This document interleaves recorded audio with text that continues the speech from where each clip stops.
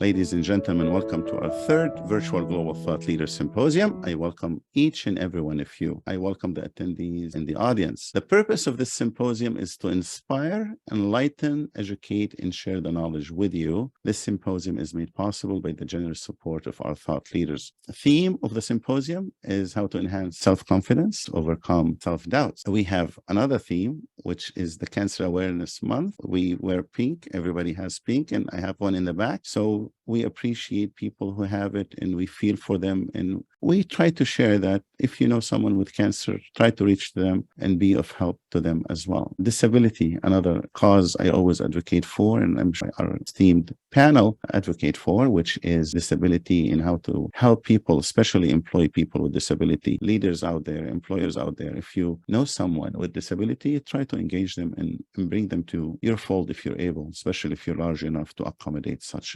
people, because with job, people have dignity, and with that also the living circumstances will change. So we advocate for that if you can for disabled people. So simply, self-confidence is the trust in yourself, a feeling that you trust in yourself, your abilities, and you can achieve things. You can say, I can make it. The other side of it is self-doubt, and this is the lack of self-confidence. In this symposium, we're going to attempt to provide the details needed for you to get the knowledge and understanding how you can enhance your self-confidence and overcome self-doubt. It's a mindset. We hope with this symposium you'll be able to do with this. I'm going to go ahead and minimize my screen to make it in a position I can see all of you. And what a beautiful sight. Any corner of this screen I look, is there someone dear to me? I met all of you in person, actually, meaning in another occasion. So if I'm biased toward one or two, I'm not. I respect you all and I appreciate you all. In addition to our Dr. Dave, which he is the lifetime guest on the symposium, we have also Mr. Garry Ridge, which we're going to celebrate. Recently left the CEO position only with WD-40, but in the same time, we're celebrating that, sure, but we're celebrating servant leadership, the model he advocated for and worked all these years for, and made it possible that with servant leadership, you can achieve. We don't have to be ruthless. We don't have to think only numbers. We can think of people as well and how to improve their lots and give them opportunities. So we're going to celebrate this. We're going to say this model worked and Garry Ridge made it happen. So we're going to go to Dr. Dave. Dr. Dave, what is self-confidence? You know, one of the dilemmas on this symposium is the people who you see on the screen are people whose ideas I so savor. And I'm sitting here taking notes and looking forward to getting ideas and then hopefully not stealing them, giving credit. But on the screen are people who I just have such respect for. And Dr. Abe, thank you for permitting me to be a part of this. And there's a lot of comments, and I'll be very, very quick. I'm going to actually, even with these esteemed colleagues, draw for me when I think about self-confidence on incredible work by a colleague named Margie Seligman. Margie Seligman is the father of positive psychology. Many have heard of him. He studied learned helplessness, which is self-doubt. And now he's been studying learned hopefulness. How do you create hope, which comes from self-confidence? You use the words trust, you use the words confidence. He identified three things, and I'll be really quick because I love his idea and it's been really helpful for me. I can replace a sense of hopelessness or helplessness with hopefulness, confidence. One, if I have efficacy, I believe I can achieve my goals. For those who studied expectancy theory, I believe I can achieve my goals. Two is optimism. I can continue to do so in the future. And three, which I love, is imagination. I can interpret the past and I can imagine a new way to receive my goals. And what Dr. Seligman says is when you have efficacy, optimism, and imagination, you have what a colleague of mine talks about as moral agency. And agency is an eternal principle. That when you have agency, it gives you the hopefulness to exercise your self-confidence. Whoa, I just threw in so many buzz terms. I'm waiting for Ulrich to clean that up with his great language skills and Chester to make me feel grateful. But let me just go back, Dr. Abe. I want to be hopeful in the world. I want to have efficacy that I can do the work. I want to have optimism that I can continue to do so, and imagination. With that comes a sense of agency. So with that comes from within. So it's the individual's attitude and outlook on it makes it happen. It's not going to come from nowhere. It has to come from within to understand where you're heading. Okay, excellent. It's always wonderful and insightful. Mr. Garry, your self-confidence is admired. Tell us, how did you enhance your own self-confidence? Yeah, well, thank you. Thank you, Dr. Abe, and thank you to everyone. It's a pleasure to be with you here this afternoon. I think my self-confidence really came from understanding the power of learning, getting comfortable with the three most important words I've ever learned in my life, which are I don't know. I've often been quoted as saying that I'm the consciously incompetent, probably wrong and roughly right, 25 years CEO of WD-40 company. But really seeing that every opportunity is a learning opportunity. I think that sometimes ego is the thing that eats away, and even though it seems like it's something that's going to give you confidence, in a lot of cases it actually reduces your self-confidence because it takes over. And I think as leaders, our empathy needs to eat our ego instead of our ego eating our empathy. So for me, it's understanding the power of learning. Learning is, as Nelson Mandela said, education is the most powerful tool we have to change the world. And that's what we have to embrace. So getting comfortable in your own shoes, being good with the three words I don't know, and it's okay if you don't, and taking learning as being the true opportunity. Nicely said. Thank you so much. Dr. Maja, you're a fearless leader. Where does fear come from? Or self-doubts to blame? Well, we were talking about the concept of self-confidence, and I love Bandura's work, and he was correlating the concept of confidence with the concept of motivation. He said that self-confidence is the perception of one's ability, one's trust in itself, in ourselves, and how we're perceived by the others. Here I am in a room full of confident people. I'm going to venture out to say here I am in a room full of people that are trying to project confidence. So we are all work in progress, including myself. And where does fear come from? Well, all that baggage that we bring to the table, our experiences, life experiences, our upbringings, encounters that we had with others, and our ability to put aside difficult things that happen to us in order to conquer this world with courage. And Margie always, when she discusses a lot of topics pertaining to courage is a muscle. We're working on courage constantly. The fear is also constant in our lives, and it is impacting that confidence that we are trying to project. And I always say trying to project, because think about yourself in different venues of life. Am I confident right now? Yes. Is this staged? Perhaps. Am I trying to project confidence, or am I confident just by my very nature? Sometimes I feel I am a confident person. There are settings, though, where that fear that you mentioned, Abe, goes a little bit above the confidence level. And at that point of time, what we're doing is actively suppressing the concept of fear and trying to highlight our own confidence. And we're trying to project what we're trying others to see. So it is a work in progress. It's a work in progress. Truly said. So we can be pretending that we are confident, huh? That is true. Dr. Margie, self-confidence is the trust of oneself. What are the types of self-confidence? There's many different types of self-confidence, but all of them, underpinning all of them, is the belief in our ability to achieve what it is we want to achieve. And while there's many different domains in which we can channel our confidence, underneath it all is that self-belief in our ability to succeed. And I think often when we think of self-confidence, we often think some people have it and some people don't. But every single person watching this now has the ability to build their confidence. It is actually related to courage, as Maja just shared.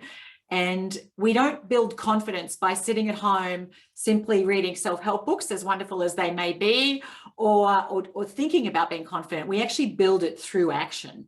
And I think it's when we decide to do the very things that a confident person would do, that we reinforce our belief in ourselves that we can do it. And we also ameliorate against our own doubts, those little voices in our head that we too often treat as the truth.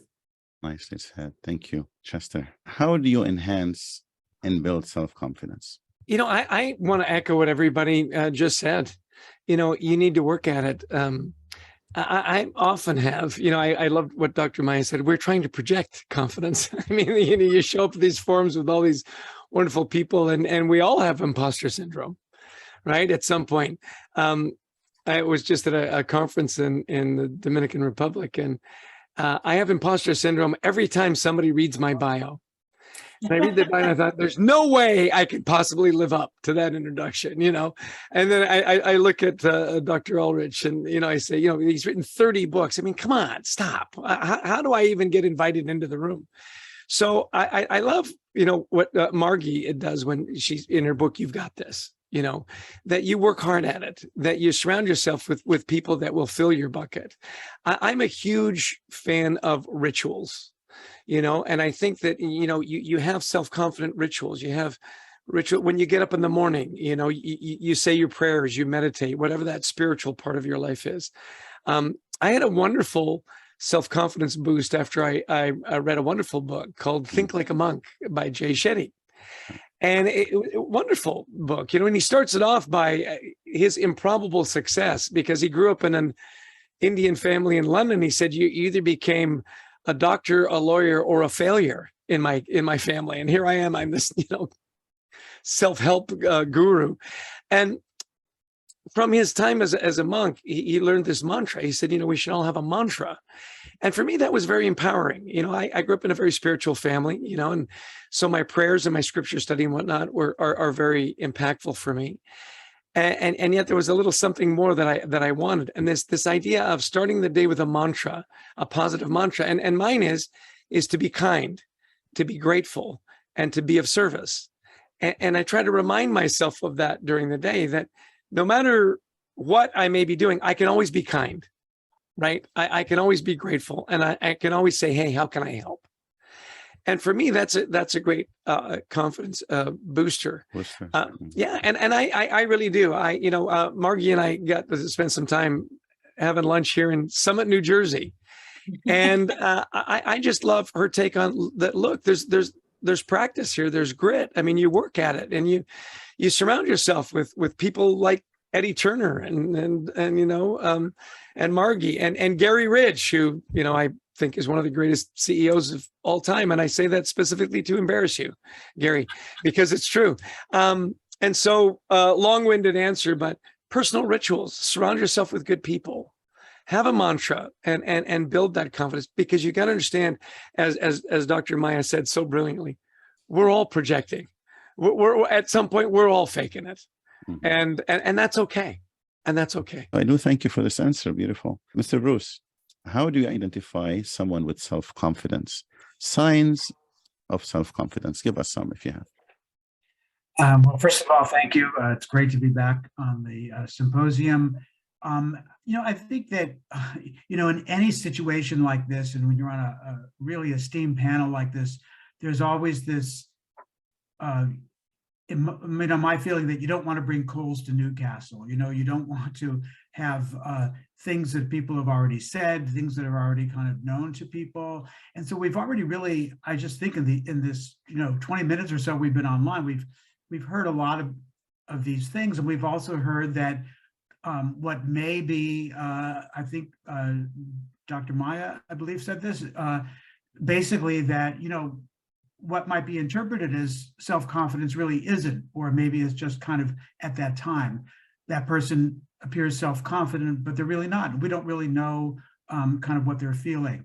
So, but having said that, I feel that we can identify it in some ways, I feel, by whether someone seems like they fit into the situation, whether they feel comfortable in the situation, whether they, kind of how they self-identify in that particular situation. And it might not be, something might happen 10 or 20 minutes later where they don't appear that way. But I also want to say that in kind of preparing for this and really thinking about self-confidence and just sort of being confident in general, I realize it's a really complex topic. And it's also, to me, it's kind of a byproduct of other things. And you can't think of it in a background, in a vacuum.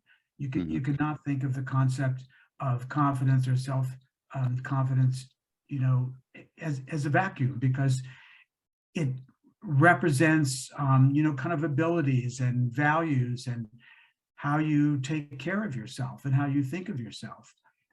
So that's what I would say in terms of just interpreting self-confidence. And I think for some of the people who are listening on this call today, that they should also realize, because some people spend a lot of time comparing themselves to others and saying, hey, this person's really self-confident, and maybe I have a problem with self-confidence, but maybe they shouldn't think that way. Thank you so much, Bruce. Eddie, you're a confident man, a confident speaker and a leader. Share with us, how did you master your self-confidence? Well, Dr. Abe, I think that I would reference what Bruce has already alluded to. Sometimes when you see someone who appears confident, they are not necessarily confident. So I suffer from the same maladies that have been mentioned already. I think Chester Elton mentioned there, the imposter syndrome and such. But two things have happened, I would say, to increase my confidence. Number one, I used to be a perfectionist. And so I had to learn that if I was going to be self-confident, I had to have self-kindness. So I had to be kind to myself and forgive myself for not being perfect. And once I started to relax my standards a bit, I still want excellence, but I said I stopped demanding perfection of myself. It took a lot of pressure off, and I could therefore be more confident. And therefore, when I don't deliver the speech just the way I wanted it, with the exact precision, I still feel confident that I did a good job. But also it comes from not having self-reliance.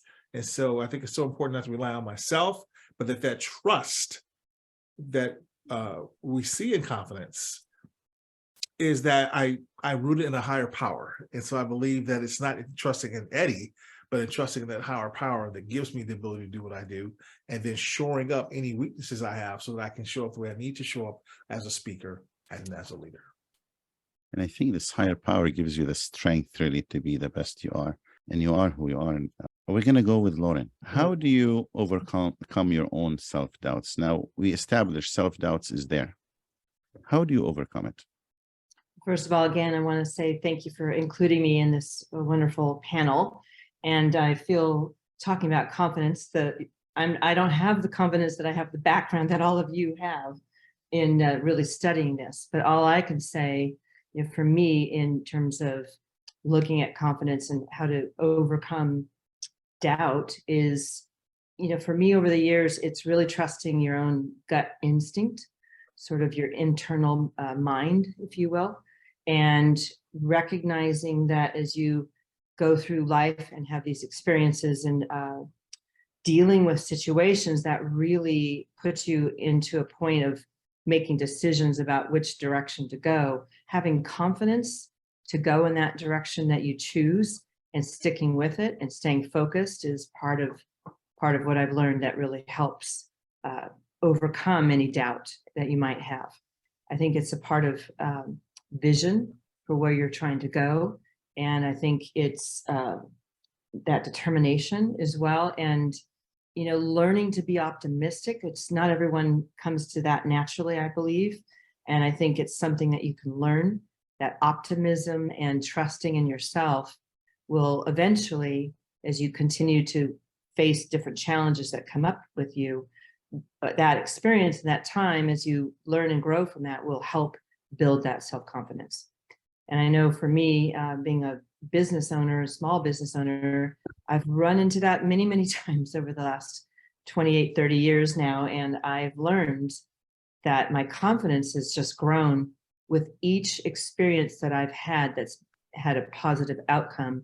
So that experience is what's taught me to continue on that path of confidence. That's very interesting. It's the experience that you gained through your work that made you more self-confidence. I've done it. I can do it again.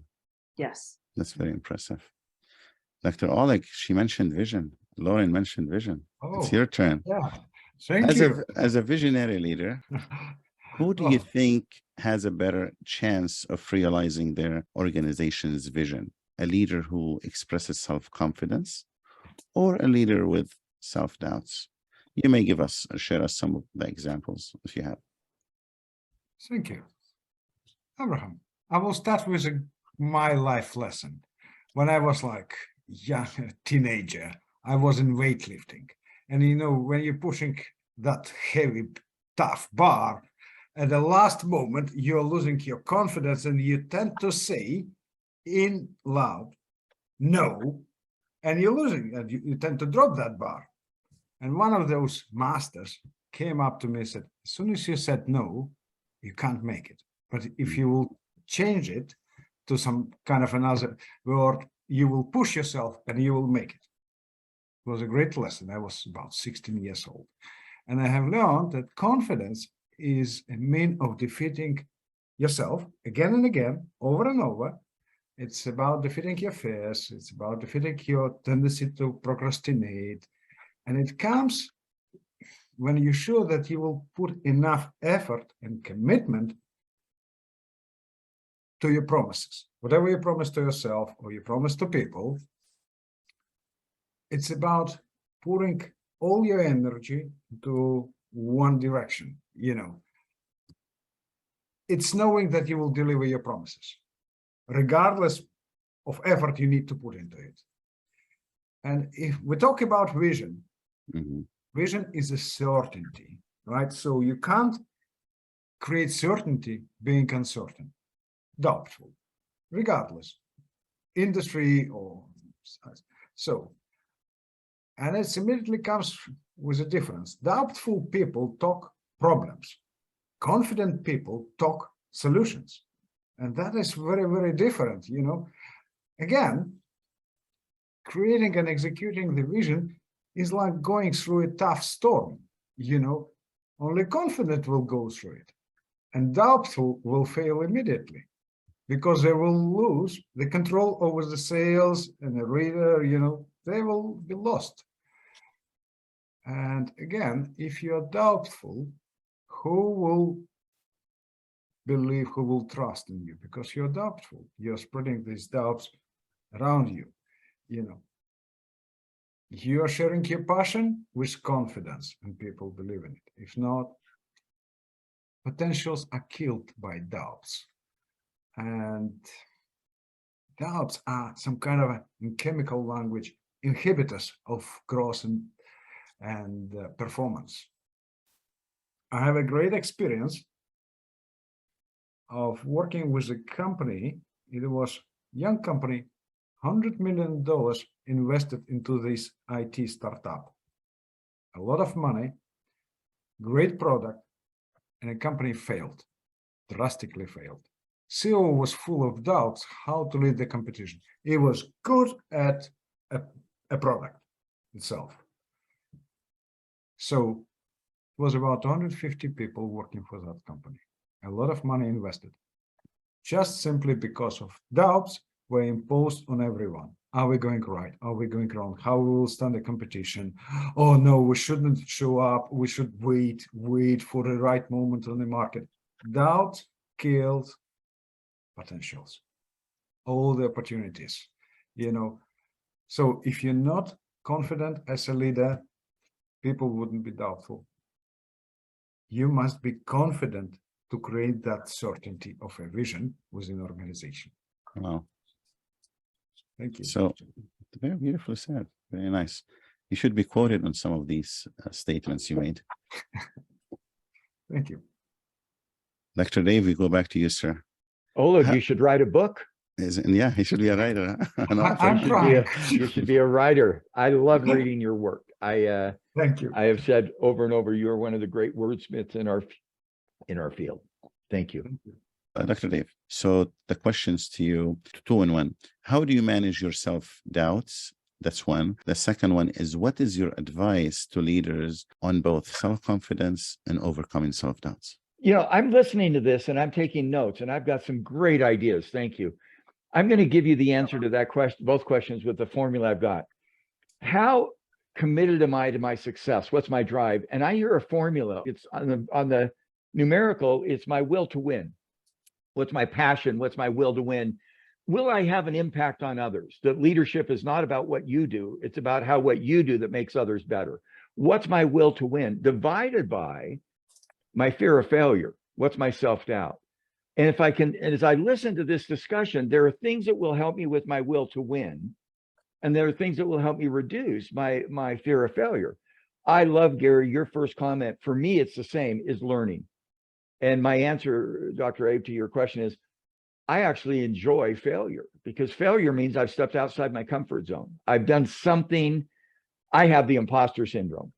I remember a talk I gave to a senior executive group, one of the best groups in the world. 2 a.m. I was sick in my room. I couldn't handle it. I called my wife and I said, "What am I doing here?" And she said, "I have no clue," which I thought was a brilliant answer. She said, "I have no clue." But let me tell you what really helped me, and then I'll shut up and learn again, because I'm getting such good ideas. There's a great book by Dale Carnegie, and I have used this for my whole life, and it's so simple. What's the worst thing that could happen? So my wife said to me, "Dave, you're going to go speak to this very esteemed group of business leaders.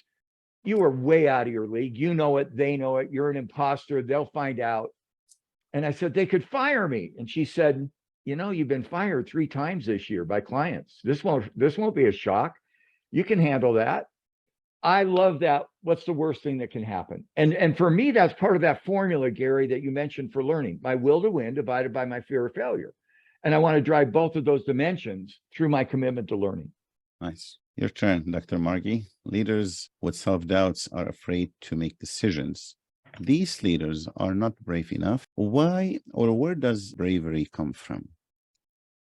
Look, I think courage and bravery comes from within ourselves, and all of us have the capacity for courage, but we often don't think we have it. Because at the essence of courage and bravery, if we use those terms synonymously, it is the willingness to take action in the presence of real or perceived risks. And that includes in the presence of our misgivings and our doubts and our fears. And so all of us have fear. It is part of the human condition to have fear. It is part of the human condition to have self-doubt. And I think a key thing I want to say when it comes to leadership and doubt is that we shouldn't villainize all doubt as a bad thing. In fact, a lack of any doubt can be very dangerous. And some of us may be able to think of leaders who perhaps had too little self-doubt, and which can lead to too much hubris and to, frankly, making decisions that doesn't serve the world or any of those around them. And so I think just being clear that courage lives within each of us. It is at the core. The word courage is, the French word corps for heart. And so it's why I've written obviously a lot about courage. And if you don't mind, I'd love to just share here a few thoughts on what I think are at the core of how we can build courage and how we can overcome self-doubt. And firstly, to recognize that not everything we tell ourselves is true. We all have this little negative noise in our head that's saying, as Chester was saying, who do you think you are? When you hear your bio being read out, going, oh my gosh, it makes me sound like I know more than I think. When will people find out? So we all have this voice in our head, and the key is not giving it the power that will keep us from living the biggest lives we're capable of living and living into our own purpose and potential. So firstly, doubt your doubts. Not everything you tell yourself is true. And yet when we buy into our doubts, we live in the feelings of our thoughts. And if we're buying into the doubts, we're going to live it with a lot of lack of confidence, a lack of belief in ourselves. So doubt your doubts. 2, start before you feel ready. Don't wait for confidence. Too often we think, oh, I just want to feel more confident before I do something. No, start before you have the confidence you wish you have. Start before you have the courage you wish you had. Thirdly, consult your future self. Imagine yourself at the age of 80 or 90, looking back on your life and ask yourself, what would that person want me to know? And it's probably to do the very thing that your self-doubt would have you not do. And then dare to defy your self-doubts, and make, in line with that, make your mission bigger than your fear, because at the end of our lives, we often regret far more the things we didn't do than those we did. And I think one of the biggest tragedies in life is for people to never get to meet the person that they could be. And so imagine who you could be if you didn't have that doubt, and then take the actions that opens up. Well, if that's the case, how do you interact with someone who exhibits signs of self-doubts? Well, I think most people I meet exhibit signs of self-doubt. I recognize it because it lives in me. If you spot it, you got it. Mm-hmm. And, when I'm, whether I'm coaching with someone, I just always want to speak into who I see someone can be, acknowledging, I know that you worry, you don't have what it takes, you don't have the experience or the knowledge, but to really affirm who you see that they can be, the strengths you see in them, and the future, the potential that you see in them. And so I know for me, I always want to encourage people to do the very things that their self-doubt would have them not to do. And as many of you have already shared, it's when we do those things, it's the experience of doing it. When we do defy our self-doubt, we reclaim the power that our doubt has held over us, and we grow our own, we grow our belief, but we have to defy that doubt in order to build that belief. And so I always just make sure that I encourage people to do those things that they don't think they can do, and break it, even if it's one small little thing, because we often overcome our doubt in small little increments. Thank you so much. Garry, I'm going to ask you the same question. I would like to have a male's perspective on this. How do you interact with someone who exhibits signs of self-doubts? Thank you. I'm going to piggyback on a little bit here, but I'd written down my answer here, which was by understanding, or at least be clear of what the doubt really is. And there was a great book written called Who Moved My Cheese? And there was a follow-on to that called The Way Out of the Maze. And there are a few points from that book that I think that are important. It says, notice your beliefs. A belief is a thought that you trust is true. And I love what Brené Brown says. She says, in the absence of facts and data, we make up stories. And those stories become our truth. So the first question we need to ask ourselves at any time is, why do I believe that? And that's been one of the most powerful daily questions that I ask myself every day. Why do I believe that's true? And sometimes facts are just the way you see things. Let go of something that isn't working. You can't launch a new quest with old baggage. Leave it at the station and move on. Look outside the maze, consider the unlikely, explore the impossible. And I think this is where the power of the learning moment comes in. One of the biggest, real learning we had is we took the word failure out of our vocabulary completely. And we say we do, I make this statement that makes people laugh. I have never, ever, ever made a mistake in my life. What I have had is millions of learning moments. And what's the definition of a learning moment? A positive or negative outcome that needs to be openly, freely shared to benefit all people. So, we are afraid of failing. So why emphasize it? Turn it into an opportunity of learning. Then choose your new belief. Changing what you think doesn't change who you are. And then finally, there are no limits to what you can believe. You can do, experience, and enjoy a lot more than you think you can. So give yourself permission to do that. So the first thing that I do when I interact with someone who exhibits first doubt is helping them understand, or at least be clear of what they are doubting, of if it's real or if it's true. If it's real or not. It's a mindset, isn't it? Everything is within the mind and how we adjust to it. Thank you so much for that. Dr. Maja? Go ahead. By the way, Dr. Maja, we don't have to have it like Q&A. Any one of you could jump anytime and just add to it, to the conversation if you have to add on. So please go ahead before I ask you the question. Sure. Well, I would like to take us to the moment when you invited us to this panel. What I've done is I've started pulling up everyone's bio on LinkedIn, and I said to myself, why am I here? Now, if each one of you didn't have that why I'm here moment, question yourself. Do you have too big of an ego? I think Dave mentioned ego to begin with. So we should embrace our self-doubt because, yes, we will fake it till we make it as leaders, because we have to be the ones projecting confidence as others are supposed to follow us. But at the same point of time, if you don't have a little bit of that self-doubt that you can conquer through everything that everyone else said, but I would say knowledge and research. A lot of times when I have the self-doubt, I do the research. You were asking us a question, and a lot of us are writing down a few things, hopefully to have the key takeaways from this particular panel. But I'm also thinking that we're writing a few things in order to perhaps not repeat what the others have said. Also, we're writing a few things to perhaps prepare our answer to eliminate that self-doubt. self-doubt? Can I answer Dr. Abe's questions effectively?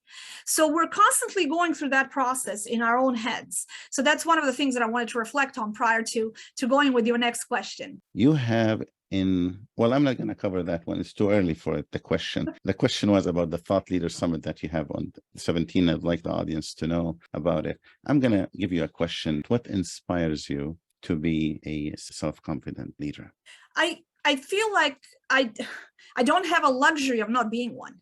Because once you start leading a significant number of people, if I'm the one projecting doubt, if I'm the one projecting lack of courage, the others are unable to execute on our core purpose and our mission.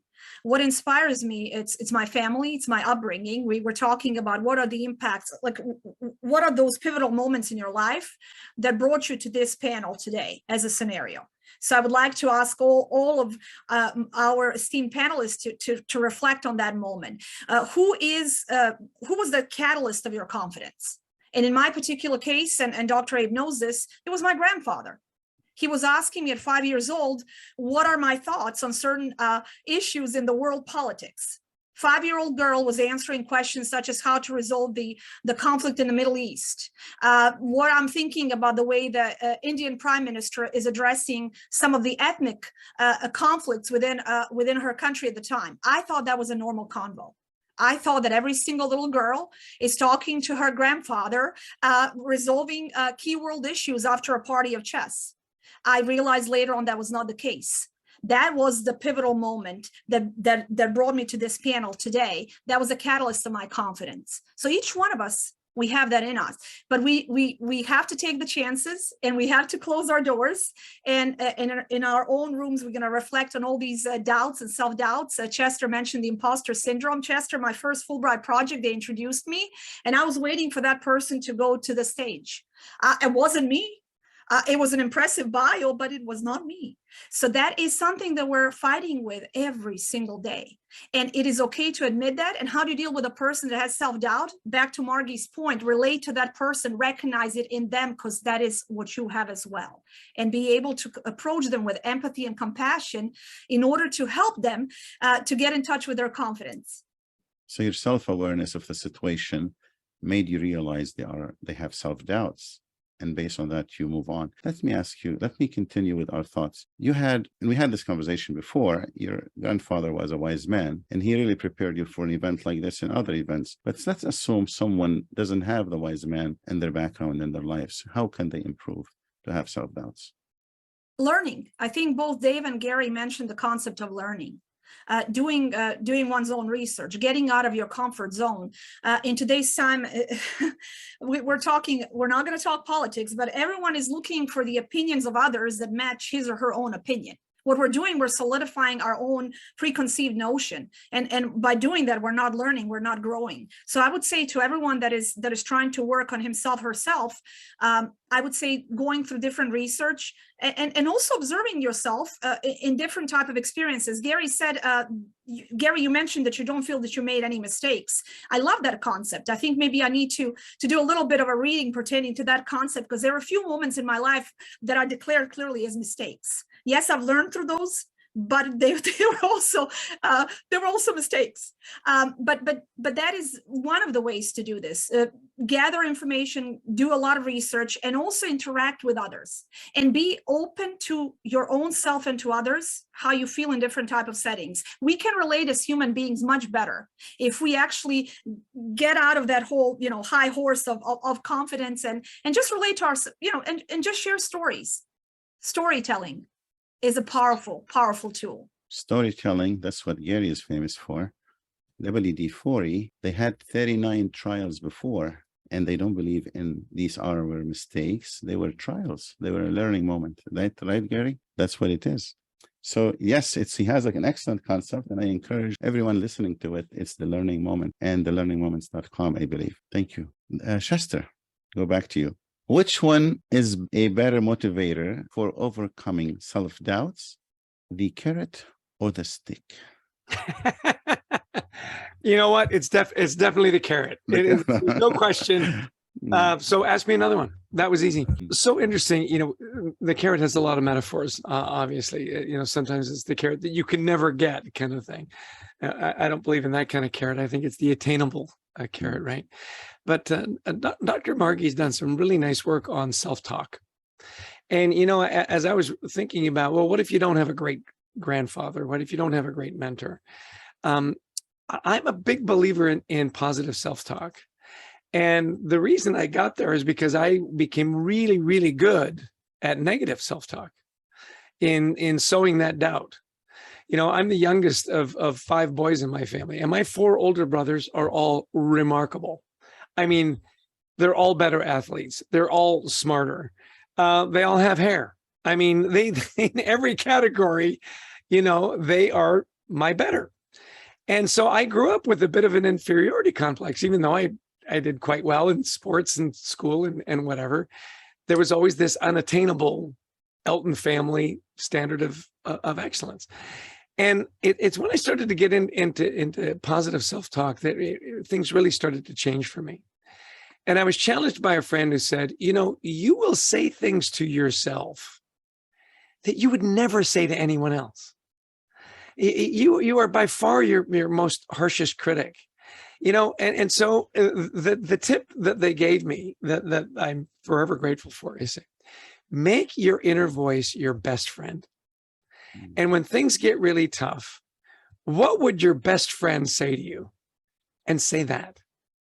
Now, the other part of that really completes it for me is my faith.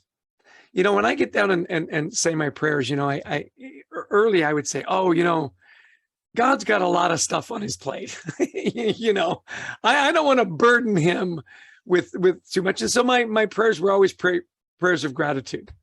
And again, a friend of mine stepped up and said, you understand, the Lord wants to solve your problems. He wants to help. Put your burdens on the Lord and let your best friend be your inner voice. Because to me, not only when your best friend is your inner voice is your best friend, does that give you confidence? When you have a spiritual side, whatever it might be, Christianity, Buddhism, Muslim, Taoism, is that spiritual part gives you this. And this is what has also been really important to me, is that no matter where you are, you're never alone. And I love that concept. I can't always be with my remarkable brothers.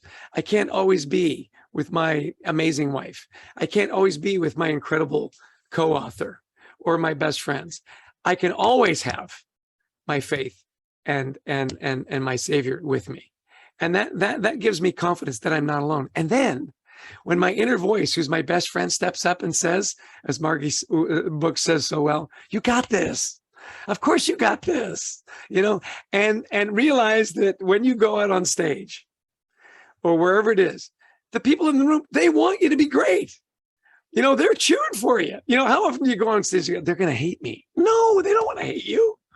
So, those 3 things have been really helpful for me. Make your inner voice your best friend. Have that spiritual part of your life that says you're never alone. And understand that 99% of the people you meet, they're cheering for you. They want you to be great. And that should give you confidence. And I hope that was helpful.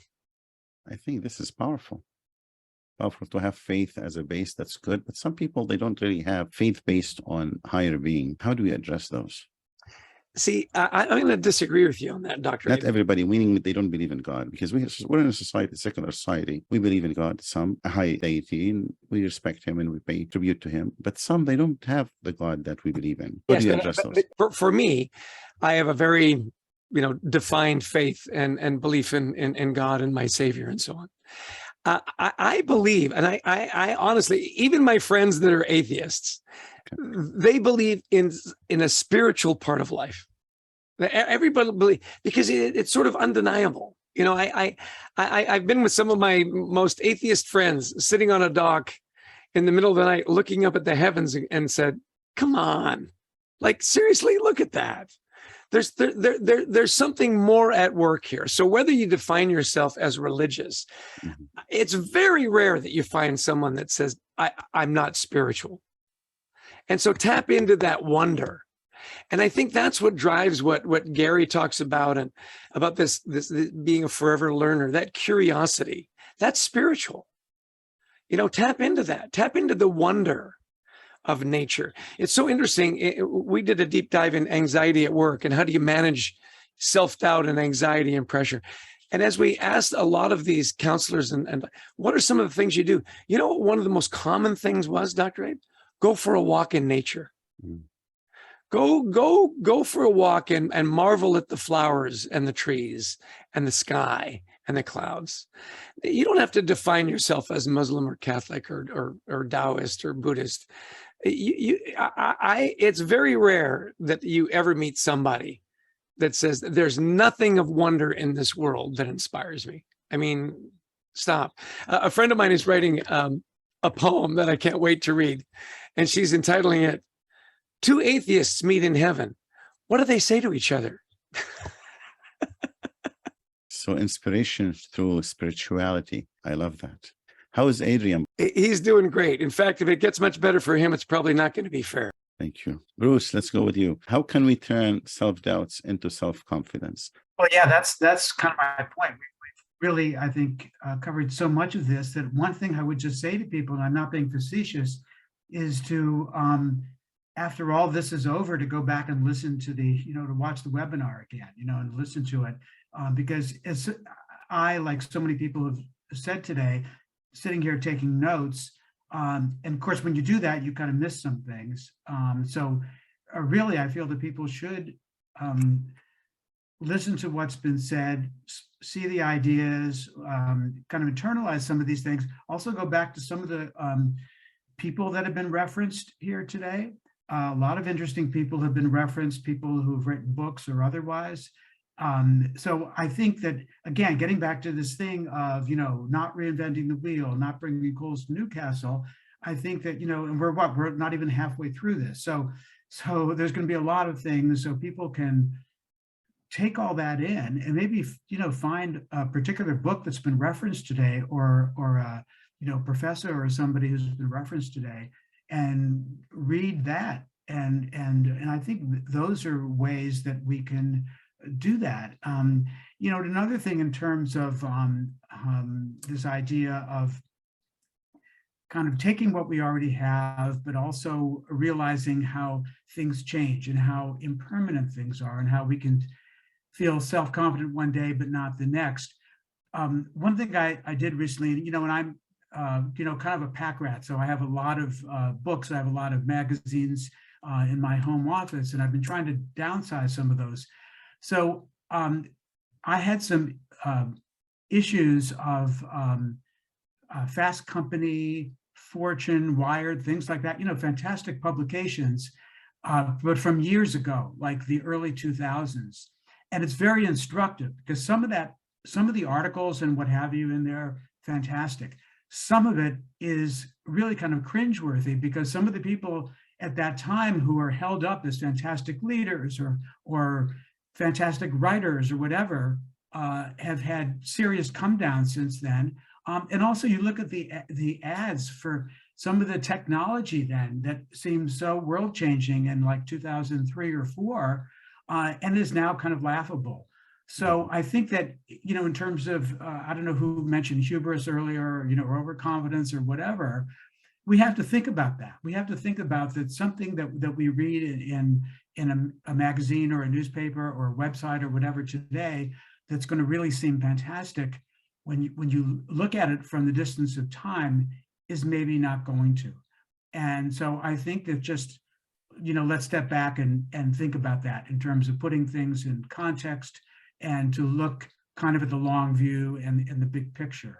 Yes, when we talk about leader to leader, I'll ask you further how you're putting these thoughts that you publish and self-confidence part of them. Thank you, Bruce. Before we go to Eddie, Dr. Margie, I know I am very respectful of your time and we're reaching that point. If you have to leave at the part, we respect that, but you may say something before you do that, before we go to Eddie. Well, thank you very much. And everybody, it's been a real honor and privilege just to be here with you all. There is so much collective wisdom in this group, and I'm just really honored to be learning from you too, because I think we're all learning. And I think my key thing to say would be, if we think about self-doubt as a belief that we've been talking about, and it's not necessarily a true belief, we should challenge it. But, you know, that when we give those doubts the power to determine what we do or don't do, or aspire towards, not only do we sell ourselves short from creating lives that would be more rewarding, but actually I believe we shortchange the world. And if you look at it through any form of sort of spiritual lens at all, if you think we're all here to make a mark in our own unique way, that we actually owe it not only to ourselves, but to everyone around us that we care about and we love, but, you know, to the world in general, to actually defy those little voices that would drive us to play small and to settle for less than the life we're capable of living. And so I think, you know, just through a lens of living purposefully, we're actually called to challenge our doubts, to defy our doubts, and ultimately sometimes to risk the very failure and the very things we fear most in order to live the lives that we're capable of living. So I just want to say thank you for having me. I really, really appreciate you bringing us together. Appreciate you as well, and we'll always support you. You're welcome to stay, but if you have to go, we understand that. God bless. We cannot doubt your contribution, so we don't doubt it whatsoever. Thank you. All right. Blessings to you all. Bye-bye. Thank you. Eddie, we go to you. I was gonna say, what a spirited conversation, and I've just enjoyed listening to this, and the point that was made by Dr. Dave about the failure, never having failed. I believe it was him, or was it Gary? Never failed, but had a series of learning experiences. The learning moments with Gary, yes. But Dr. Dave also believed the same thing. So it really made me harken back to the quote from I think that was not Albert Einstein, Thomas Edison. He said, I didn't with experiments, he said, I didn't fail 10,000 times. I just figured out 10,000 things that didn't work. And so it just underscores the same concept here, that we can give up too soon sometimes. And this thing called failure. Oh, that's what Dr. Ulrich was talking about. You know, we fail. It's a sign that you tried. Mm-hmm. People that are playing it safe, people that aren't trying, people that aren't engaged, that aren't trying to do better, be better, they don't fail. They keep doing the same thing. They're complacent. They're not trying anything. So failure is a good sign. And it reminded me also of an article written in the Psychology Today by Dr. Ruth Goshen. And when it comes to this concept of failing and then feeling like an imposter, she said, you are feeling like an imposter because you are successful. Successful people experience the imposter syndrome because you find yourself in a role and an opportunity or at an award or whatever it may be that you wouldn't be at if you were not successful. I think about the idea of something that was written in the Harvard Business Review as well, where they mentioned this concept of return on failure. We often think about return on investments in our financial portfolios, but there's this return on failure if we use it properly. So the idea is we're able to learn from this, we're able to be strengthened and build our confidence. And there's something else that happens. We can reflect on those times where things didn't go just so.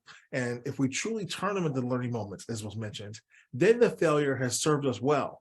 If we keep doing the same thing over and over again, well, some people say that's the definition of insanity. Yeah. So we should be learning from failure, applying those lessons. Then it can be a return on failure, as Harvard has patented that phrase. And so it is something that all of us have experienced, can experience, and should welcome on our journey to success and greater achievements. Thank you very much, Eddie. Bruce, we missed you for a second. I thought what happened to Bruce. Yes, unbelievably, my computer seemed to have just, I hope it's not dead because it's actually a brand new computer. And as Abe knows, I'm traveling, I'm at a hotel now. So when I realized that the problem was with me, not with the symposium, I got on my iPhone. So luckily I've got that, but it's not totally ideal, but I'm happy to have rejoined. Of course, we're happy that you joined us back. I'm going to give you time to adjust. So adjust your position the way you want, camera-wise, and I'll go to Lauren. Lauren, self-confidence has several personality traits attached to it. Self-esteem, self-assurances. Are these innate personality traits, or are they learned skills that we can learn, develop, and improve? You know, I was thinking about this, and to my sense of it, it's a little bit of both. I think you know, having raised a child, as many of us had, if you notice 2-year-olds, they're the most confident creature on this planet when they're able to get what they want and demand what they want. And they have all the confidence in the world to ask for everything that we parents, you know, either give them or have to teach them something else. But I think over time, it's life, we've talked about this in experience, that teaches us to maybe not be as confident or to provide, you know, give us more of that self-doubt. And I think that's when, you know, we can obviously learn to be self-confident along the lines of what everyone's been saying. And I think it's, you know, the great quote that Henry Ford that I've used all the time is, you know, whether you think you can or think you can't, you're right, both ways. And I think, you know, for me over time, you know, I was a very shy and quiet and introverted child, actually. And it always has amazed me as I've gotten older and, you know, run businesses and such, is how I've put myself into very social world in terms of marketing and sales and brand development and those kinds of things, which, you know, you have to have that confidence to be able to do. And I know for myself, it's everything we talked about before, that experience, having that inner dialogue with yourself that many of us have talked about today, and really, you know, also being asked to, you know, being okay to ask for help from others when you have that lack of confidence. I think that's the other thing I've noticed for myself is over the years, you know, being willing to ask for direction and help from somebody that I find very confident. That's a good feature. And I think these kinds of things can be learned, but I do believe that we do have a lot of that innately in us when we're born, because we came into this world, we've grown up as children. There's a joyfulness about that, usually, hopefully. And I think we've just learned to have those doubts, and I think we can relearn through all the things we're talking about to have that perspective of being confident and assured, have that assurance and believe in our vision and our goals and our focus of what we're trying to pursue. Thank you so much. Thank you. So now we have reached a point where we need a break, 5 minutes, or you want us to continue? I'm good. Continue? Mhm. All right. Dr. Dave, the question is to you. How important is self-confidence in reaching our personal and organizational objectives? Oh, thank you. I've been sitting here and now I have 3 pages of notes and I'm not sure I'm going to distill them. You know, I'm walking with that question, and Dr. Abe, I'm going to jump. Well, first of all, Dr. Maja, thank you. Next time I have a talk with my granddaughter, I'm going to ask her the cosmic question. And she's going to probably say to me, Grandpa, where's dinner? So I won't have the success that your grandfather did for you. So thank you. You know, I'm sitting here listening, and if I were coaching someone, and everyone here coaches so many people, and Chester, I love your idea about make your ideas your best friend. I often talk about my ideas are my best friends. And my wife, whose picture is here, says, I thought I was. And I said, you're an idea some days. But let me give a couple questions I would ask if I were coaching someone to improve their self-confidence. Number one, and it's not come up explicitly, what do you want? I think the very simple question, what is wanted? Think about that question, what is wanted? It's probably the most sacred question we'll ever be asked. If you don't know what you want, you're never going to have efficacy or confidence. And so I would start to say to somebody, are you clear about what is wanted? Are you clear about what you want? Because if you don't define that, others will do it for you. Probably not in your interest. So that's for me, number one, your passions, your strengths, your interests to overcome self-doubt. What is it you want confidence in? Number two, who do you serve? I love simplicity on the other side of complexity. And as many of the folks on this call do, I have now concluded the most critical leadership question I ask is, do people leave an interaction with you feeling better or worse about themselves? Has your leadership made somebody else better? By the way, that's not a statistical question. And it's one of the reasons I love the people on this call. What do I want? Who am I serving? How do I institutionalize that? And Garry, you've done that. The learning moments becomes an institutional phenomenon. It's not about you, to be fair. It's about the institution that's been created at GR40. I think that's the new name that Ulrich has given your company. Then I love the fourth question, and I'm sorry I'm extending my minutes. we talked about religion. Almost every religion goes back to an Adam and Eve story. It's a marvelous story. Adam and Eve are in the Garden of Eden, whatever faith you come to, or you understand the story, they make a mistake. Deity comes down and says, Adam, Eve, where are you? By the way, for 30 years, I thought they're hiding behind a bush. And then it hit me, you can't hide from God. And where are you is not a temporal or physical question. It's where are you relative to your mistake? I love that question. So what do you want? Who are you serving? How do you institutionalize? Where are you on your journey of progress? You've made a, by the way, mistake area may not be the right word, but you've created an opportunity to learn. I'm learning from you today. That's okay. Are you going to run into it? Are you going to hide from it? And are you going to make progress? Those are the questions I'm walking away with if I were coaching someone. What do you want? Who do you serve? Who do you make better? How do you institutionalize that? And where are you on your journey of self-confidence? So that's what I'm hearing in some of my notes. Thank you for letting me share some of that. Of course, you're telling us that know yourself first, your purpose and where you're heading, and self-confidence will come along the way. Yeah. So thank you for that. Mr. Garry, you and Ken perfected the servant leadership model. How do you serve others and why? Why do you serve others? Well, you're giving me far too much credit. I didn't. Ken probably did, but I got to practice what I learned from him. And it goes back to something that I read 26 years ago. And Chester's heard me quote this before. It's from the Dalai Lama. And it's our purpose in life is to make people happy. If you can't make them happy, at least don't hurt them. Okay. And what that reading sent me a message. I looked around and what I saw was a lot of people who call themselves leaders actually hurting people every day. And from that, as you maybe know, I created a character called Al, the soul-sucking CEO. Tell us about Al. Well, Al is actually have him here. Hang on a moment, let me get him. I know Chester's looking for his. Here he is right here. Al is a very, very undesirable individual. And, he has attributes that create toxic cultures. His ego eats his empathy. He must always be right. He loves a fear-based culture. He loves to micromanage. He hates feedback, blah, blah, blah.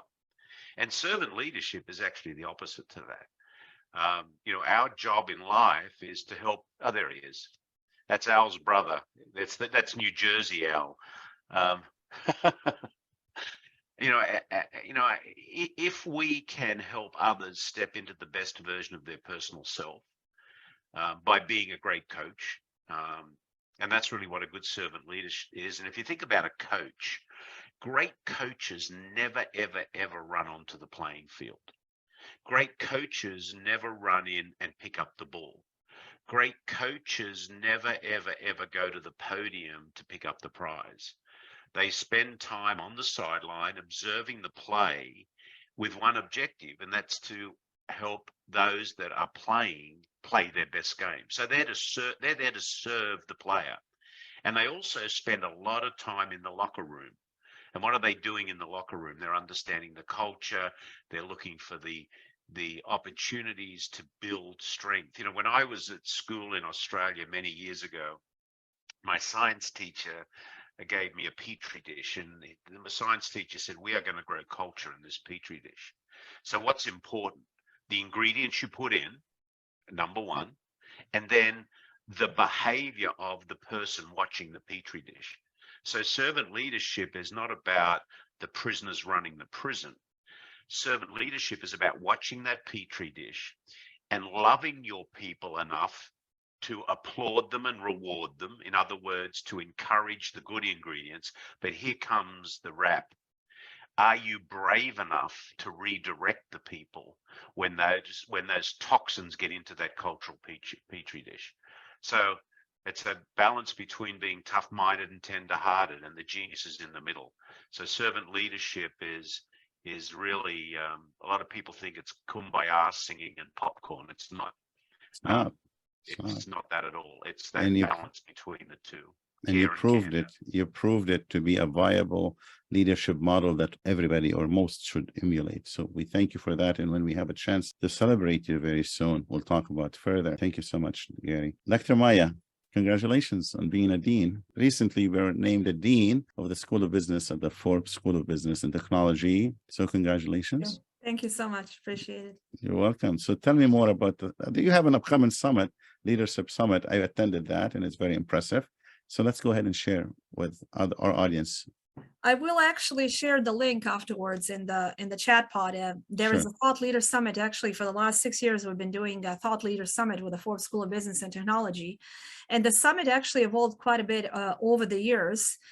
Oleg was actually part of our summit last year, and Abe, you and I were also attending a few of those summits.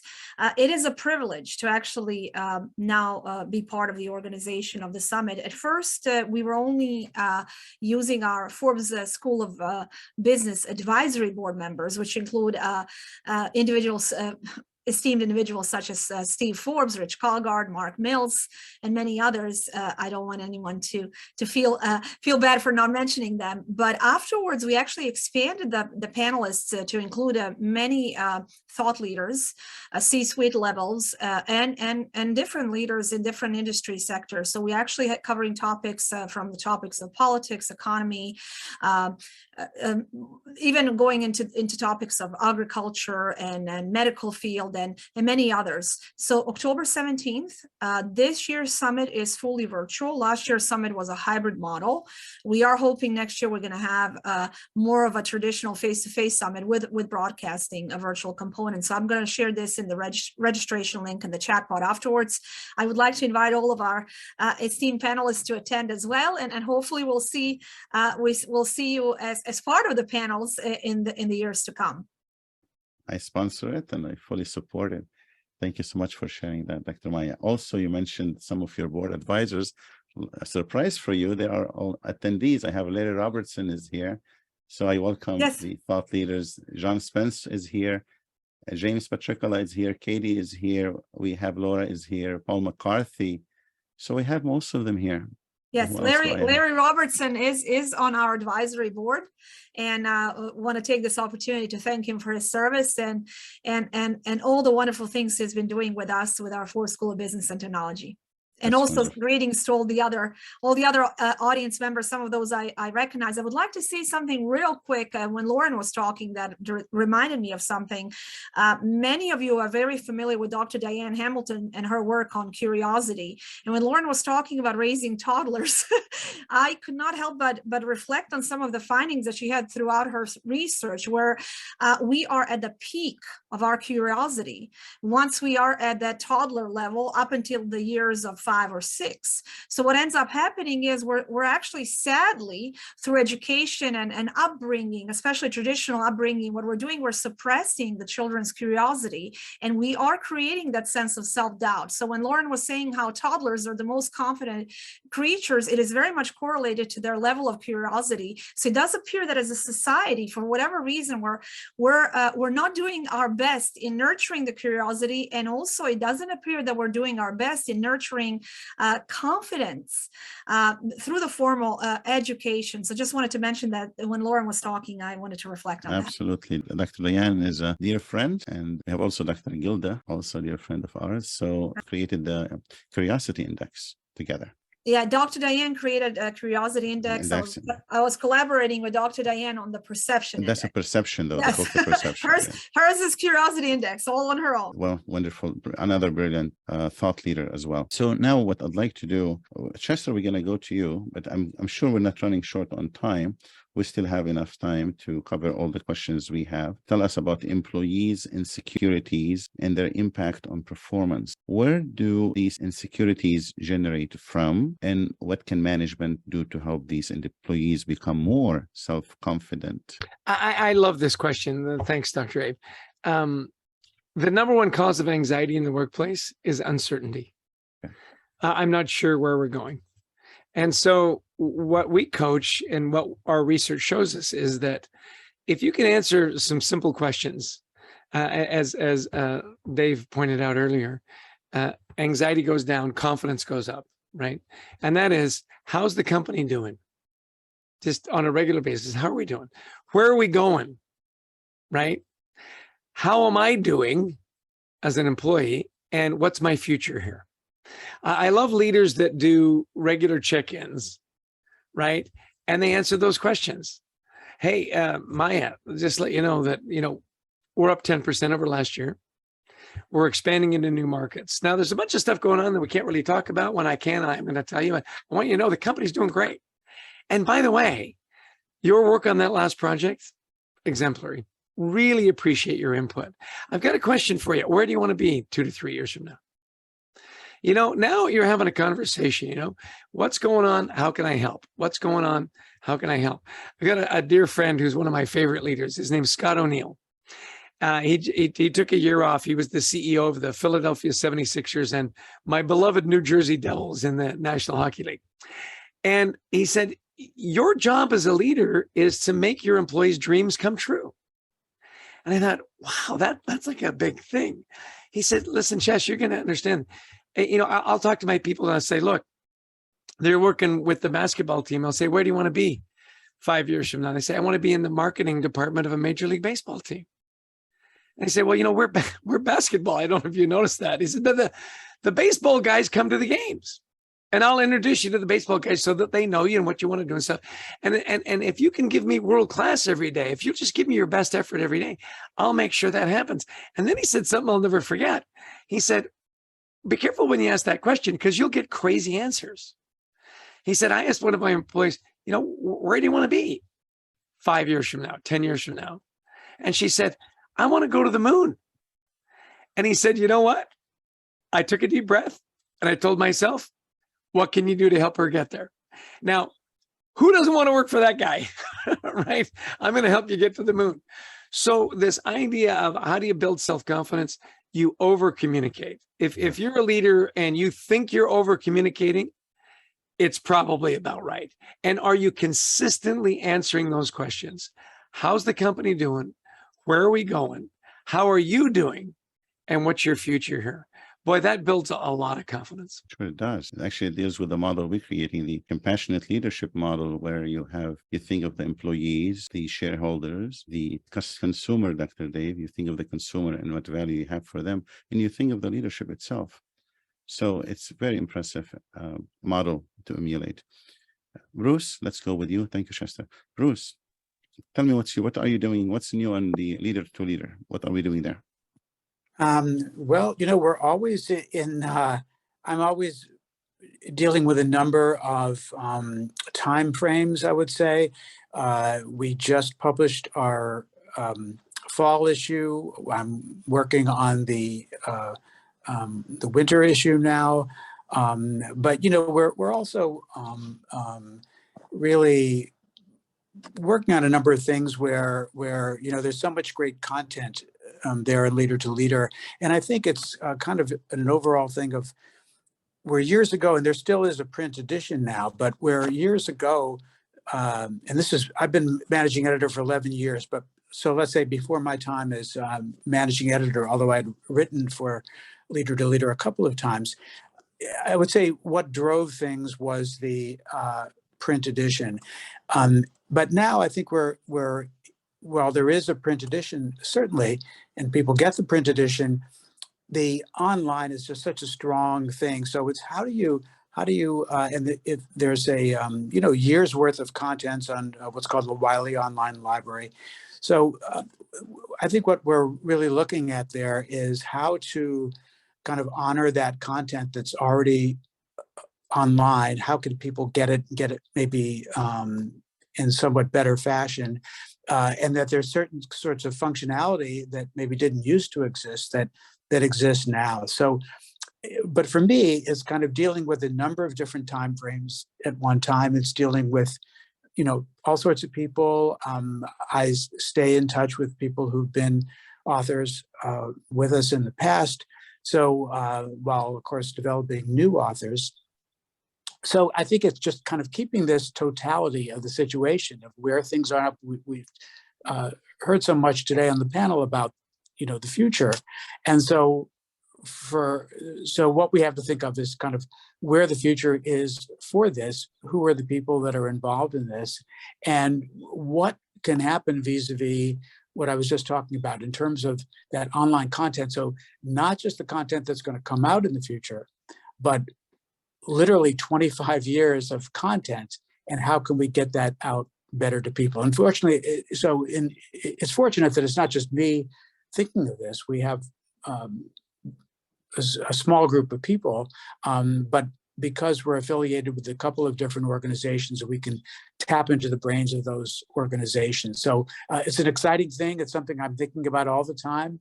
We're a quarterly publication, but I was explaining to somebody yesterday on the panel where I was a panelist yesterday here in Disneyland, as a matter of fact, at the Disney Conference Center, although the conference had nothing to do with Disney, but that even though you're a quarterly publication, there are just tons of deadlines, and there's deadlines all the time to think about. So it's certainly exciting, and thank you for asking the question. So thank you for all you do there. You're quite welcome. Eddie, tell us what you're doing now. Changing the face of leadership is a part of my work at Linkage, which now, as officially as of last Thursday, is the Society for Human Resource Management.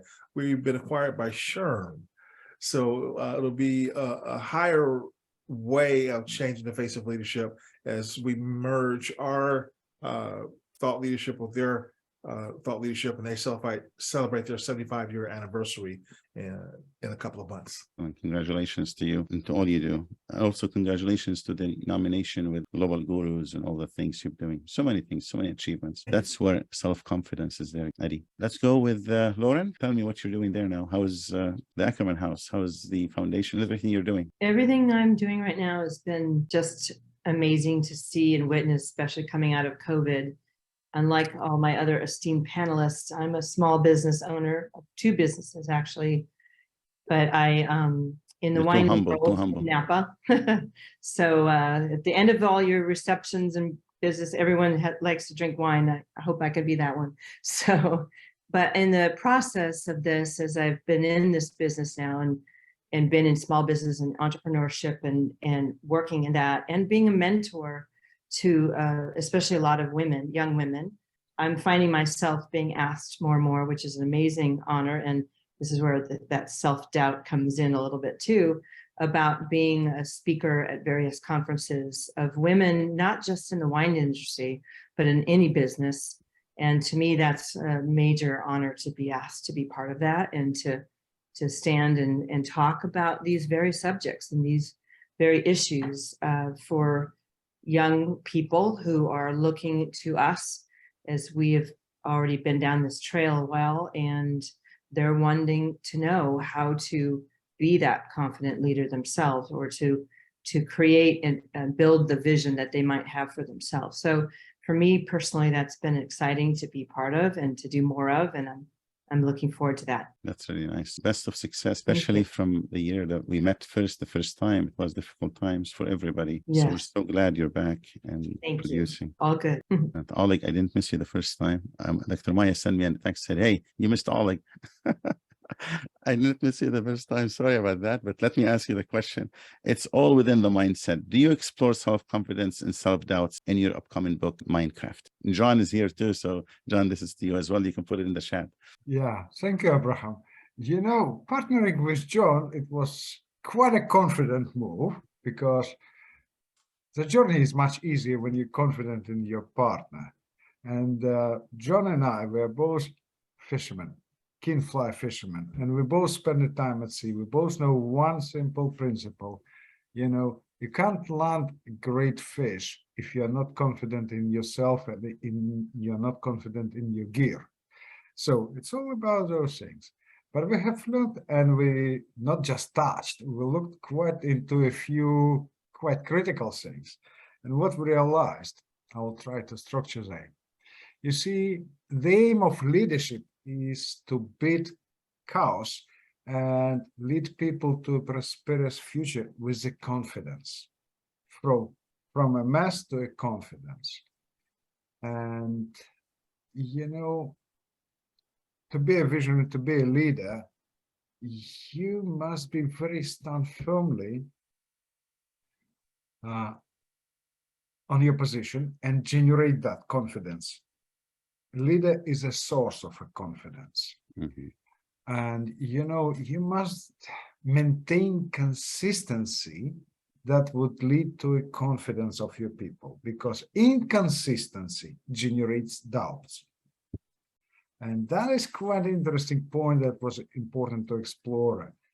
And yeah, some leaders, they just have that kind of a calm confidence. But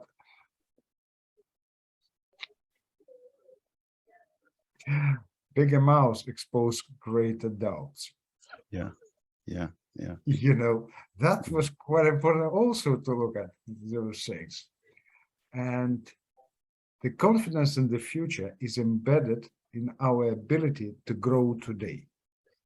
So they're all things connected, but there are 3 lessons that we have learned, that only self-confident are prepared to improve their mindsets, because they know that the future challenges will be much tougher than today's challenges. So well said. Well said, know, Dr. Ulrich. Beautiful. Overconfident leaders, they are not prepared. They're betting on a chance.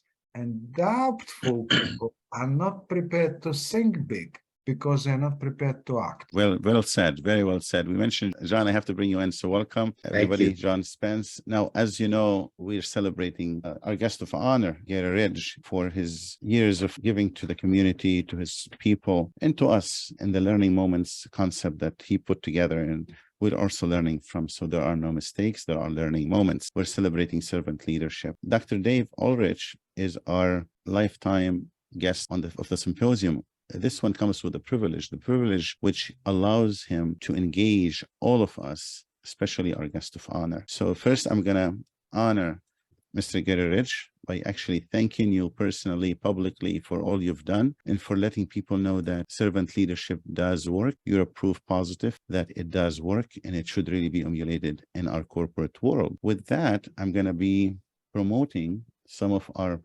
attendees to celebrate that with you. They'll be with us, but I'm just going to promote them to say thank you to you. I had Larry. Larry is here.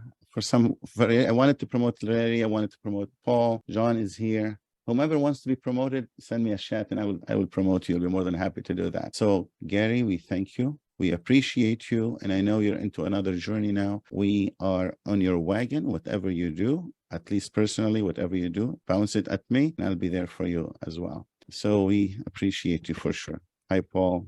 Hi, Robert. Now, Dr. Dave, this is your chance to interact with Garry. So we're going to be like 5 to 10 minutes, a conversation between Dr. Dave and Garry, and we all will jump into it. And Chester, you're also welcome to. I'm gonna build off what Oleg said about inconsistency, what Chester said about uncertainty, and I think I may know, Garry, the answer to this question. But let me try to illustrate it with a personal illustration. Chester, can I use you as my case study? If you could come up. You have 3 children, is that right, Chester? 4. 4. Okay. You've only talked about 3. I don't know who the 4th is. No. How much certainty do you have about what your children are going to do in the next 5 years? Where they're going to live, what they're going to study, what their relationships will be, what their spiritual journey may be, what their hobbies may be? How certain are you about some of the elements of their life?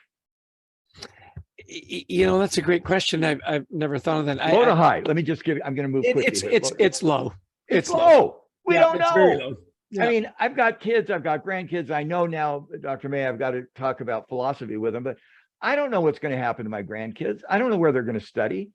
And so I think sometimes in that world, we live in a world of inconsistency and uncertainty, and it dominates us. Now, Chester, I'm going to ask the more important question. What do you know with absolute certainty about how you feel about each of your 4 kids? I'll love them forever. By the way, I hope if you're not watching, you can feel that. There is no ambiguity. I believe that in a world of uncertainty, which we're going into, we don't know if they're going to have inflation, recession, and we don't know what's going to happen. Instead of chasing the uncertainty, focus on what we're certain about. What am I certain about, no matter what? And Garry, I'd love to ask you, and I may have gone, by the way, I've asked myself that question. We've all done values exercises. What am I certain about in a world that I cannot anticipate or predict for myself and for my company? So Garry, and I'd love to hear from the rest of the panelists, just the headline. What am I certain about for myself or for my company? Garry, what are you certain about, no matter what's going to happen next? I'm certain that we can make a positive difference in people's lives. Nice. If we create cultures where people go to work every day, make a contribution to something bigger than themselves, they learn something new, they are protected and set free by a compelling set of values, and they go home happy. And I'm certain that business can make a difference, because we need to start sending people home happy, because happy people build happy communities build a happy world, and we need a happy world. And let me flip that, Dave, and say to you, I love this definition of uncertainty.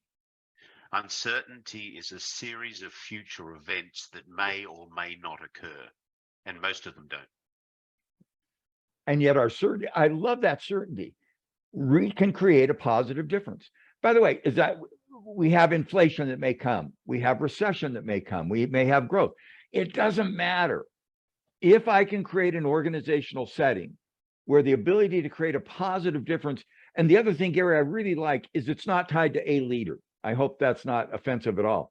It's tied to a leadership capability. By the way, if you're certain about that, and I hope everybody has their own certainty at a personal level or at an institutional level. By the way, for me, I'm certain I will learn. I will learn. I will learn, and I will commit to helping others learn. That's my certainty. Garry, I love yours. Anybody comment on that? And I don't want just to be two of us monopolizing such great people. Well, but this is your chance. You're not monopolizing anything. This is a privilege to have it. It's your call between you and the guest of honor. Well, but I want to. We're listening. We're learning. I want to learn, what is it we're certain about, and then how does that certainty give us confidence in an unknown future? Because we don't know what's going to happen, but we do know how we may respond. Again, not a great new idea. Anybody else? Just a headline, not a long paragraph even, but a headline sentence. Maja? I'm sure Dr. Maja would have something. We did that wrong. Dean Maja. Oh, no, it's okay.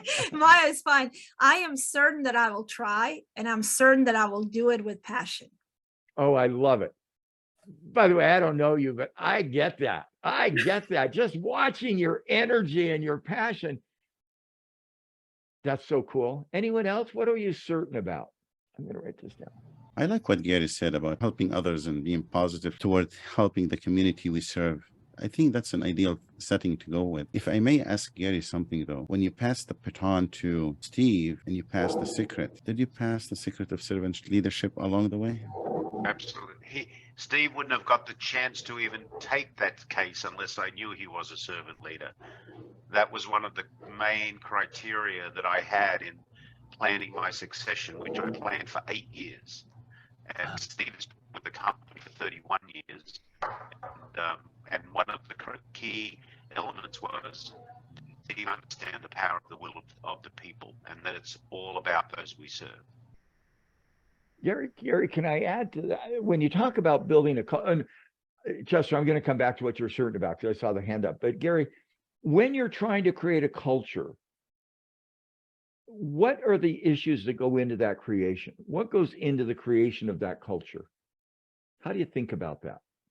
A dedication to it's all about the people, a clear purpose within the organization, a clear set of values that protect people and set them free, and an absolute dedication to learning, which then brings in the power of belonging, because people want to belong. One of the biggest desires we have as human beings is to belong. So they're the ingredients in my petri dish. Could I do an addendum to that? Absolutely. And when I think about a culture, I think you've laid out a very nice view of culture. It's our values, it's our norms, it's our mores, people, values, learning, believe, become, belong. I'm going to put 2 words on it. So that we succeed in the marketplace. One of the things I've been noticing lately is that if a company doesn't succeed in the marketplace, there is no more workplace. And that sometimes we get so enamored about our values that we forget the value of our values is getting customers and investors and communities to support what we're doing.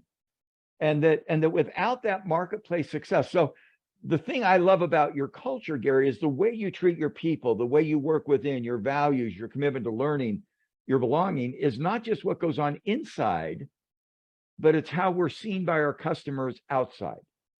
And taking that external lens begins to create a virtuous cycle of the right culture. When do you change your culture? You change your culture when your customer expectations need to change.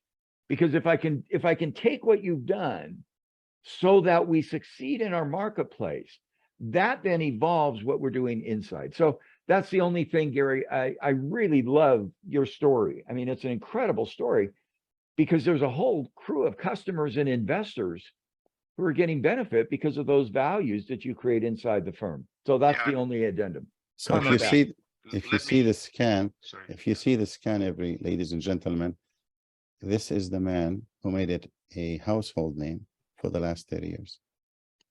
And I used it yesterday on my treadmill. I used it yesterday on my treadmill, and as a result, I didn't have to exercise. So so thank you, Garry. Let me just add something to that. So our number 6 value in the company is we value sustaining the WD-40 economy.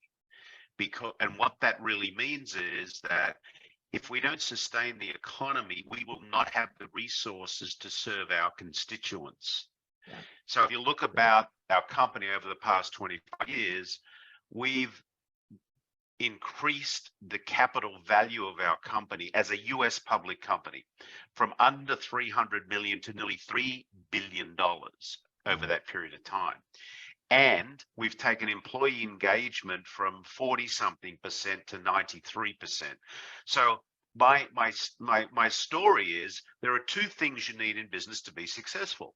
You need the will of the people, i.e., a highly engaged workforce that happens with a lot of elements, and you need a good strategy. And if you have both of those, then you'll be really successful. You'll be able to sustain the business. Oh, and by the way, during that time, we 6x'd our revenue and expanded to 176 countries around the world. So, you know, it's just kind of what we did. But again, we just sell oil in a can. And as Marshall Goldsmith often says, we have higher employee engagement than St. Jude's Hospital, and they save lives because we say we're in the memories business. We get up every day to create positive, lasting memories. That's the business we're in, and that's how we sustain the economy of our company. That's your answer, Dr. Dave. That's your answer. Paul, you have a question, 30 seconds. Yeah, I'm certain that the work we're doing is going to reframe the narrative and change the future of leadership. And so that, to Dave's point, that leaders aren't even born today, don't have to experience the disengagement, toxicity, and dysfunction that so many organizations are characterized by.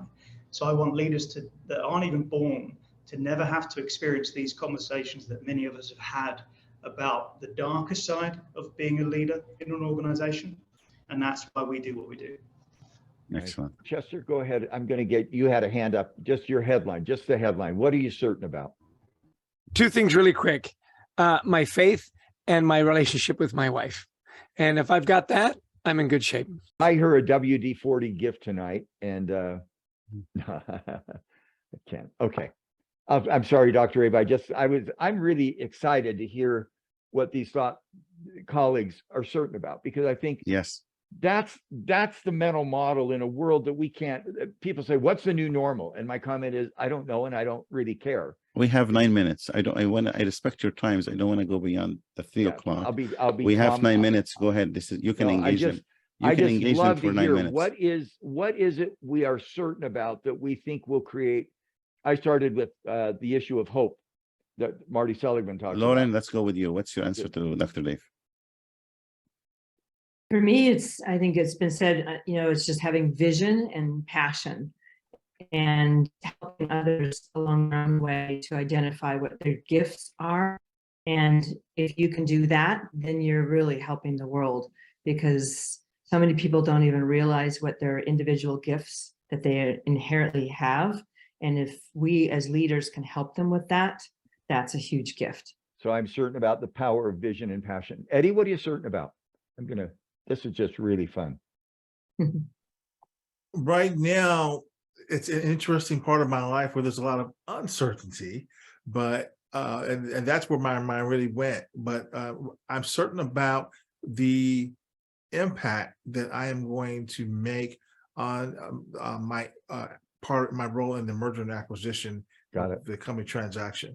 By the way, on my congratulations on experience. that merger. It's going to be a great integration. Sherm has done some great stuff. I publicly would support that. Dr. Mayer, what are you certain about?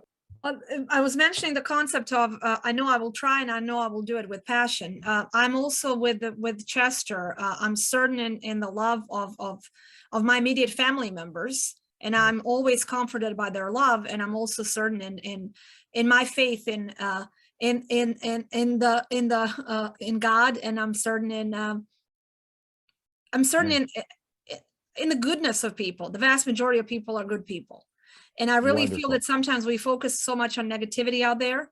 I really am certain that there are so many goodness out there and so many people that have good intentions. So I'm certain in that. Oleg, what are you certain about? Amen. What are you certain about, Oleg? Real quick. Oh, the headline. Thank you, Dave. I'm certain that we know so little about leadership and so many things to be explored that I'm certain that we'll be busy for years ahead exploring those things. Thank you for your busyness. I'm absolutely certain that I will live my values, which, as I listen to everyone else who I admire greatly, a lot of friends on, encompass a lot of what you said. And my core values are honesty, health, love, laughter, learning, and contribution. Beautiful. And many of the things you all have mentioned, as I see in my mind, are the things I'm dedicating my life to. You know, a lot of people in our field say, look back at what's gone wrong, do after action reviews, be resilient, go back, review. I think there are some, and we've done a lot of religious metaphors today. So this will be another kind of quasi-religious metaphor, but we all get it. Some prophets tell the people, if you don't repent, you're going to go to hell. And you got to repent, you got to change. You know, there's other prophets of the folks that I hear today said, let me tell you what heaven looks like, and I'm going to give you a pathway to get there. To me, that's the certainty. I don't need to look back and say, I got to change all this or I'm going to hell. I'd rather look forward and say, you know what? Oleg, you got a vision. Maya, you got passion. Garry, you got learning. You got a capacity to create. Lauren, you've created a company with all of these great values. That's the vision. And rather than look back and say, oh, I'm in trouble, I'd rather look forward and say, I'm going to give you a pathway to get there. I don't know what it is, but there's a pathway to that future. And I hope as people listening to this say, I want to have self-confidence. For me, it starts, what is that future going to be for me? What is that future for me? What is my identity? What is my brand? I'm coaching a leader right now, most incredible leader I've probably ever coached. And some of the people I've coached maybe on the phone, it's not you. I'm so sorry. She's now the president of a university. Everybody wants her to tell her story. And I said, wrong. Your job is to help 40,000 students create their story. And their story is not going to be yours. That's that vision of a prophet who says, let me show you what that future is and how you can get there. You're an airline mechanic, you're a chef, you're a school teacher, you're a PhD. Nobody cares what your vision is, but it's yours. And so, Abraham, Dr. Abe, thank you for letting me spout for a few minutes. I love what that's you're where doing. the self-confidence comes from, is Yes. when we articulate where we think we can go and help others figure out where they can go. So thank you. I'll end with that. That's the certainty that I hope we walk away. One of the certainties. I love what you do, and thank you for honoring us all the time. First, of course, to leaders, it's all about them, not about you. Just be of service to them, and they'll prosper. And along the way, they will take you with them. I do thank each and every one of you. Dr. David, thank you for honoring us all the time. So I appreciate you, sir. Mr. Garry Ridge, thank you for honoring us, sir. Appreciate you. Continue the good work. I'm on your wagon. We're all on your wagon. I bought 2 of those, not only 1. So I have so many of them. So to continue the good work of the other services you're doing, Dr. Maja, congratulations. Make us proud, and you are making us proud.